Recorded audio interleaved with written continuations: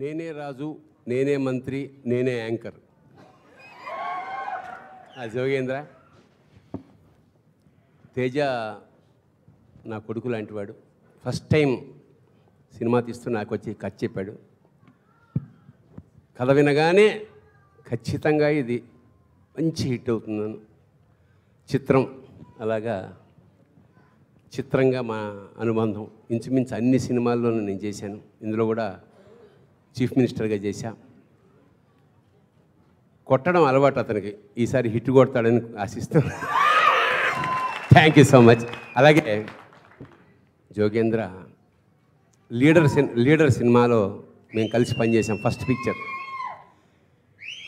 Telugu hero అంతంత డైలాగులు కంటతా పట్టి అంత చక్కటి ఉచ్చారణతో చెప్పినందుకు అప్పుడే లీడర్గా అతనికి నేను మార్కులు వేసాను.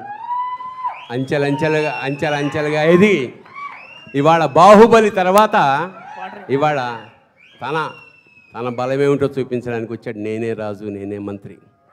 ఇంచుమించు మా నవదీప్ ఫస్ట్ పిక్చర్ కూడా నేను చేశాను.